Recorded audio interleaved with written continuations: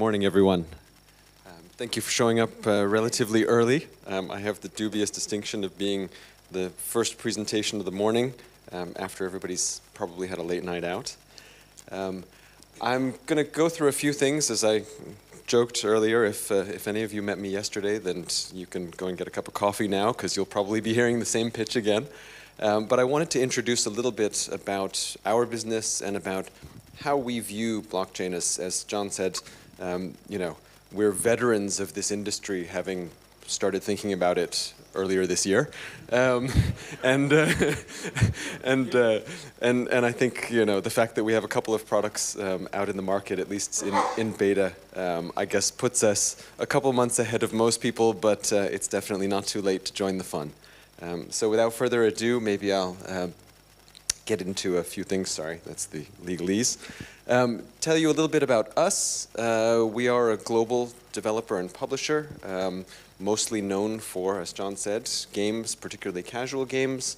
We're based in Hong Kong. We're public, listed in Australia, and we have studios around the world, most recently in Argentina through the acquisition of Pixel, as well as obviously locally here in Turku with Tribe Flame and Tickbits, both of whom we've acquired over the last couple of years, and in Vancouver with Fuel Powered, and they are, as many of you in the blockchain space might know, a service provider to Axiom Zen, and did a lot of work on developing Crypto Kitties together with Axiom Zen. So that's us in a nutshell. We're best known as a licensee of IP, so we work with probably the largest array of brands in the industry. We license those brands and then create mobile games based on those brands, and that's largely been our core strategy over the last 5 years. And many of the brands you'll recognize, and you can guess as to the kind of markets that we operate in based on where those brands tend to be popular. But most recently, I think, relevant to this discussion, the brand we're most famously associated with in the blockchain space is Crypto Kitties. We took on the publishing rights for Greater China for Crypto Kitties at the beginning of this year, and that was kind of our first foray into exploring blockchain gaming. So without further ado, let me talk a little bit about content versus distribution. There's a famous quote from the editor of BuzzFeed. He said, content is king, but distribution is queen, and she wears the pants. I think, it's interesting. I spent a long time in traditional media as well as internet media, and I think there's always this dynamic, this push and pull between content and distribution.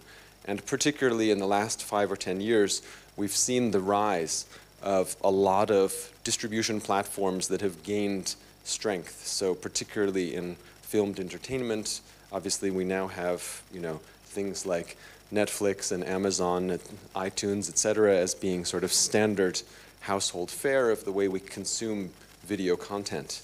But it's interesting to see how they've evolved as those distribution platforms have strengthened, and the power dynamic that sort of ebbs and flows between them and the content creators. I don't know about you, one of the things that I notice personally is every time I log on to Netflix to see what's there, there's more and more Netflix-produced content and less non-Netflix produced content, because I think it's that inverse relationship between the strength and power of their distribution and numbers and Hollywood's comfort level with granting them the rights for their content, or so-called control of their content.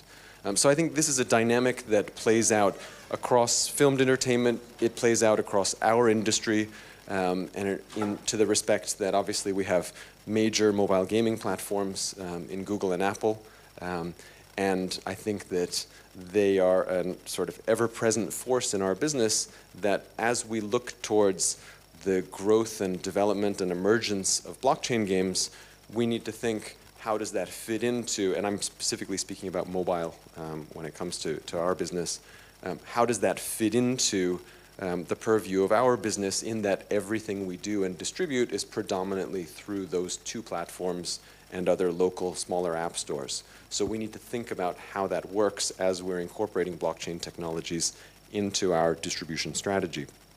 So one of the themes that I'd really like to drum into your thinking is about how we can grow the blockchain through games. Because blockchain is an exciting technology, but at the heart of it, we're game developers. And one of the things that we think is most exciting about games is the opportunity to use those games as a platform to introduce new technology to consumers. And so when we look at who is the existing sort of consumer of blockchain technologies, most of the audience are consumers of cryptocurrency and people who have speculated on cryptocurrency. Cryptocurrency is somewhat synonymous with blockchain, I think, in the general public mindset. And that's one thing I think that will change over the next couple of years, and one of the changes that we would like to be a part of is to show people that, well, cryptocurrency is an amazing development technologically, but in fact the blockchain that underlies it is the interesting part of the story, because it's so much greater potentially than the story of an alternative currency. So looking a little bit at the evolution of mobile games, I'd like to make an analogy here. For those of you old enough to remember 2011, we had a lot of big hit games that really drove the adoption of smartphones, right? These are the games that caused people to go out and buy smartphones, or indirectly that caused their kids to pester them long enough to force them to buy smartphones for them, okay? Because people said, wow, these applications are compelling enough that I want to have a new phone, I want to have a better phone, I want to have a phone at all, because I want to get in on this and play these games. These were the killer apps. And so I think this is kind of the moment that we're waiting for in the blockchain gaming space, is to find those types of compelling entertainment experiences that force consumers to say, hey, I want to be a part of this. I want to upgrade my hardware. I want to get involved. I want to get cryptocurrency, or whatever the barrier to entry is. I want to overcome that barrier to entry because I want to be a part of this entertainment experience. And so I see this as being a very direct analogy. But I think that it's relatively early days. You can see, obviously, as we all know, this was proved out over this 3-year period, because the growth of smartphones was immense and largely driven by certain sort of killer apps in the entertainment space. So why do games need blockchain? This is a question that I get asked by people. Well, games are perfectly fun already. Why do they need blockchain? So I think the short answer is games don't need blockchain, but in our belief, blockchain can make gaming more compelling. It can make gaming more compelling both for players, consumers, and also for developers and publishers. I think the interesting thing is to think about how we can incorporate blockchain technology into the way that we already consume, develop, and publish games, as opposed to trying to reinvent the wheel. Because I think one of the ways that we think about blockchain is to think about what problems can blockchain solve in the way that we try to entertain consumers with games, and do it better. So if you think about it, in-game currency is the lowest hanging fruit. I think that's the analogy most people think about. They think, oh, well, there's already virtual currency in games, so we can replace that with cryptocurrency. I would take a step back from that, and I would say the first thing that we've done is we've spent the last decade educating consumers that virtual currency is something that they should pay for and have. So consumers are educated in the consumption and possession of this idea of virtual currency. So therefore, if we replace diamonds or swords or flags or whatever it is in-game with something else, people won't be necessarily opposed to it, right? So I think that consumer behavior, which has taken a decade to teach 1 billion people around the world, is something very valuable. And it's an opportunity for us to think about interesting substitutions. So one of the things that we're thinking about of how this sort of roadmap might evolve is thinking about tokenization. And I know that several people have talked about this yesterday. the areas of tokenization that we're interested in, as everybody knows, there are fungible and non-fungible tokens. And it's the non-fungible tokens that we're interested in. It's the idea of creating unique intellectual property value for individual digital assets within games. So the idea that you can basically have individual characters, elements in your game, swords, shields, cars, armies, whatever it is, that have individual, unique, identifiable value. But I think that the interesting part is not so much in creating a sort of a bubble economy of, valuing items and trading and selling items. While that's I think that gets a lot of attention as the headline idea. I think there are some fundamentals also that make that compelling for developers. So for example, the idea to be able to trace the history and identity of each object means that we can reduce fraud. And fraud and chargebacks in games are a constant headache for every developer. And if you can just solve that, that would be enough, in my opinion, to look at investing in blockchain technology. Okay? So I think there are things that we can do that are not so earth-shattering, but that are evolutionary in our business, that already make this a compelling enough story. But then when you layer on top the idea that if we can create an economy of these non-fungible tokens where we're creating assets that consumers can then invest in and hope to generate value from, then that layers on top of the fundamental story to make it more exciting. Okay? So if you look at these are some of the benefits, and I think these slides actually will be shared by the Blockchain Gamer guys, so you can go through these later. They're a bit wordy for presentation purposes. But I think there are a lot of benefits. There are benefits for players, there are benefits for developers, and I think that the idea of being able to create these digital assets that have potential perceived value for consumers is extremely exciting.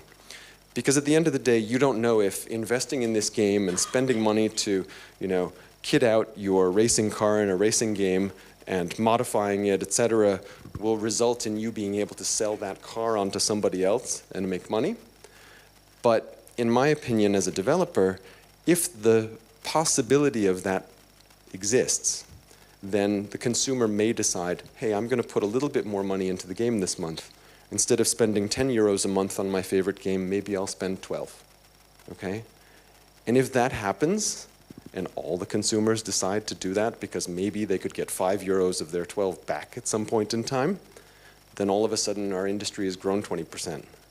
And let's be real, right? That's something that we haven't seen in a couple of years. I think that would be a welcome evolution.